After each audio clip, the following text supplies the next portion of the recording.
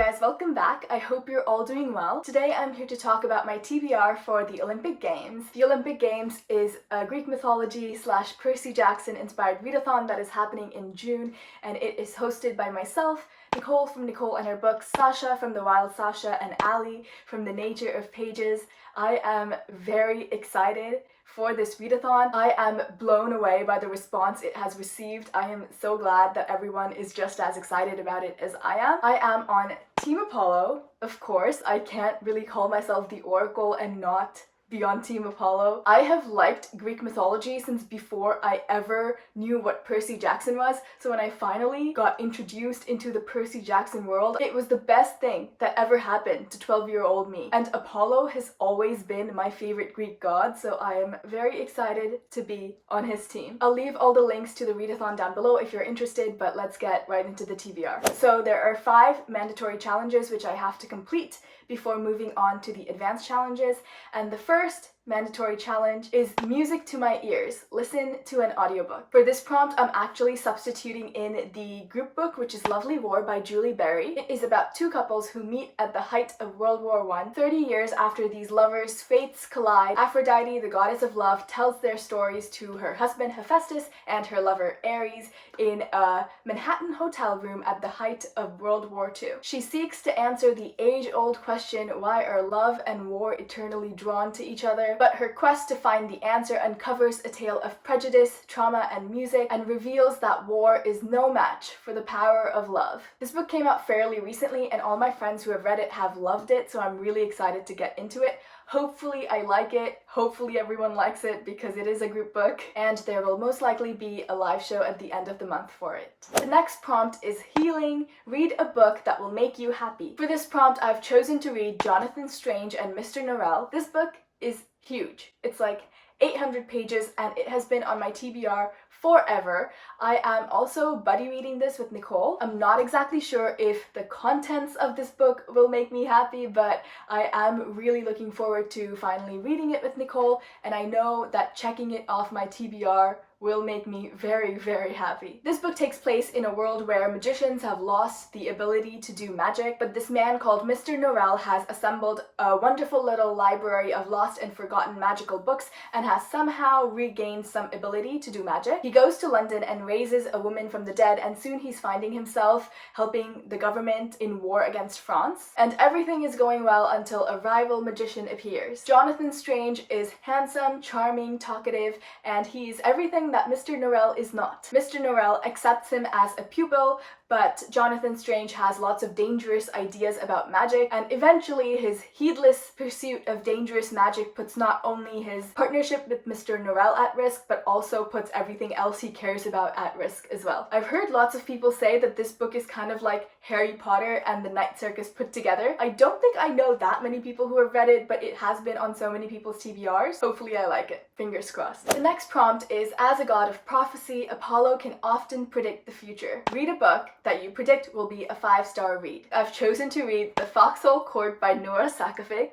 This is cheating a little bit because I have read it before and it is one of my all-time favorite books and series, so I know it's gonna be a 5-star read, but I think that's fine. Maybe though, my opinions have changed on it, we'll see, but I predict that it will still be a 5-star read. The Foxhole Court is about this guy named Neil Jostin, who is the son of this mob boss, and he gets recruited to play Exi, a fictional sport at a university. There is sports, there is mafia, and these characters are so well written. It has been years since I read this book, like 4 years, but I still know these characters better than I know my own face. Like, I love them so much. This book is not perfect by any means, like there's lots of problematic and questionable things, but I think I've come to terms with the fact that I can enjoy something and critique it at the same time, and I think that this book will continue to remain one of my all-time favorites for the rest of my life. Next, I have to read a book that starts with the letter A, and for this I've chosen Antigone by Sophocles. As much as I love retellings,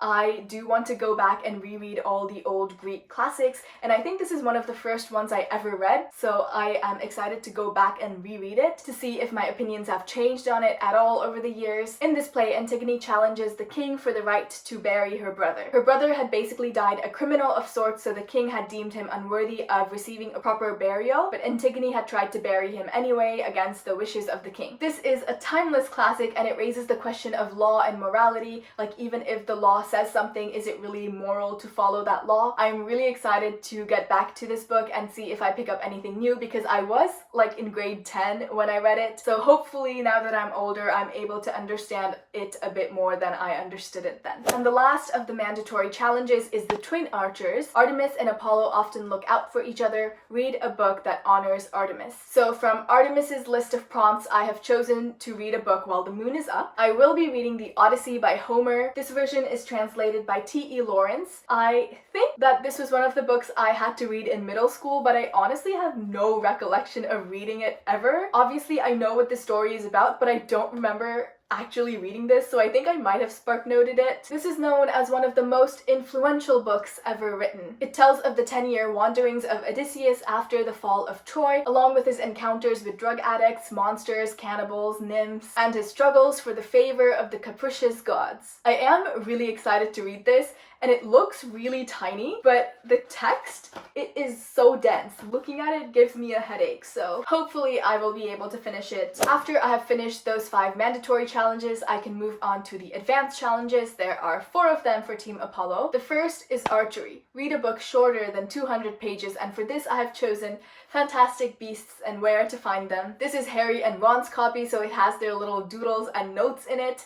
It is so cute. I love reading this book, and it is so magical. I feel like a Hogwarts student reading it. The next prompt is Climbing Wall to read the next book in a series, and for this I will be reading Harry Potter and the Chamber of Secrets. I have been working on rereading Harry Potter this year, and I am on the 2nd book now. I honestly wonder if I'll like it more or less than the 1st book, because the Chamber of Secrets and the Prisoner of Azkaban movies are my least favorite out of all of them, so I wonder if my order of favorite to least favorite movies will be identical to the books. Next is Capture the Flag to read one of my most anticipated books, and for this I have Ninth House by Leigh Bardugo. This has been my most anticipated book ever, and I am really scared to start it. I have heard lots of mixed reviews for it, but hopefully I will be one of the people who likes it. Our main character is Alex, who drops out of school early and falls into the shady world of drug dealer boyfriends and dead-end jobs. And by age 20, she becomes the sole survivor of a horrible homicide. But at her hospital bed, she has been given a second chance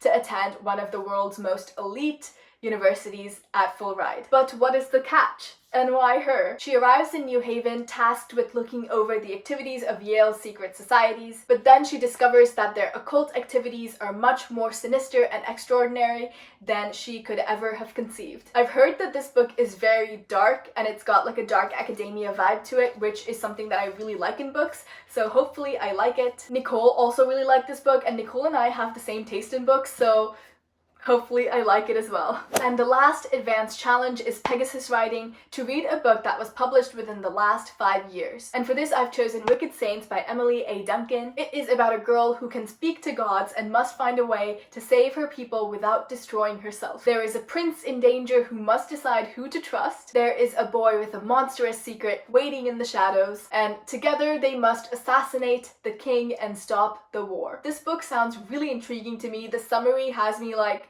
ooh, like I need to read it. I have also heard mixed reviews about this one, so hopefully I am on the side of people who like it. Those are all the books that I plan on reading for the Olympic Games. There are 9, and hopefully I can finish all of them. Most of them are pretty short though, so I should be fine. Let me know if you've read any of these, and if you're participating in the Olympic Games, let me know what team you're on. If you decide to join in last minute and are not sure what team to join, Team Aries and Hephaestus need more love. Anyway, my name is Ishi. Thank you so much for spending time with me, and I hope your day is as wonderful as you are.